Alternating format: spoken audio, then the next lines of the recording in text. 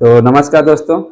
तो चलिए आज हम बात करेंगे, एक नया टॉपिक लाए हैं। जिस टॉपिक का नाम है सिस्टाइटिस, जो हम लोग के यूरिन से संबंधित है। अक्सर ज़्यादातर ये महिलाओं में ही होता है। तो आज चलिए हम लोग देर नहीं करते हैं, उस पर हम आज जल्द से जल्द हम उस चीज़ को समझ लेते हैं। बहुत लोग होते हैं तो इस चीज़ को, जो लक्षण इसके दिखते हैं, लोग इग्नोर कर देते हैं। तो उस चीज़ को आप लोग इग्नोर मत करिए, आप लोग पूरा डिटेल में समझिए कि कैसे सिस्टाइटिस होता है और उसका कारण क्या है और उसका लक्षण क्या हो सकता है, फिर उसका उपचार कैसे किया जा सकता है।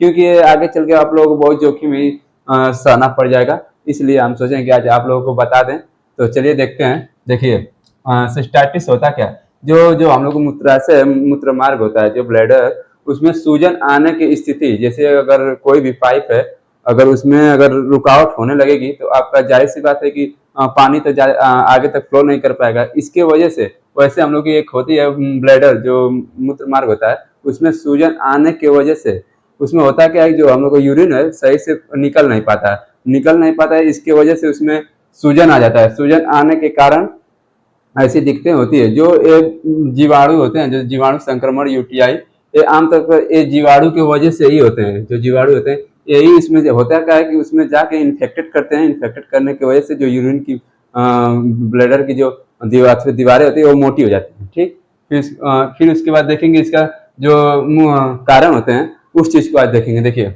जो लक्षण है, इसमें होता क्या है कि ये लक्षण कई सारे होते हैं। जैसे अब लोग हम बता रहे हैं कि पेशाब हल्का हल्का आपको हमेशा पेशाब की इच्छा होने लगेगी, कि जैसे लगेगा कि सोए रहेंगे, या तो ज़्यादातर पानी थोड़ा सा कम भी पियेंगे, चाहे ज़्यादा पियेंगे, तभी भी आपको बार बार पेशाब होना ही है। फिर इसके बाद जो पेशाब अगर होगा, उसमें थोड़ा सा आपको जलन भी हो सकती है। जलन के साथ साथ उसमें होता क्या है कि जो पेट के निचले हिस्सा में होता है, उसमें दर्द होता है, हल्का सा दर्द भी होता है। फिर उसके बाद हल्का बुखार भी आपको लगेगा थोड़ा बहुत।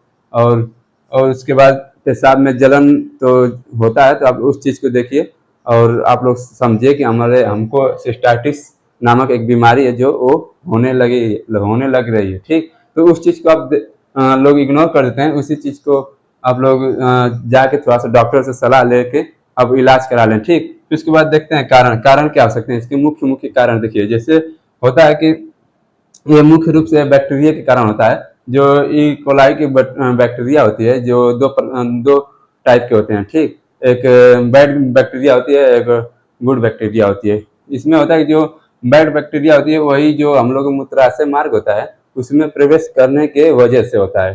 फिर उसके बाद देखेंगे, कभी कभी ज़्यादा दवा का सेवन करने के वजह से भी आपको जलन हो सकती है। फिर उसके बाद देखेंगे इसके जोखिम। ज़्यादातर जोखिम में होता है कि ज़्यादातर महिलाओं को ही होता है अक्सर, क्योंकि उन लोगों का जो मूत्र मार्ग होता है, जो ब्लैडर होता है, बहुत थोड़ा पतला छोटा होता है।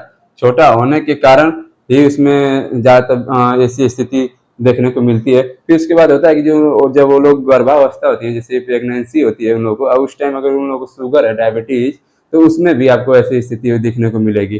फिर उसके बाद देखेंगे उपचार।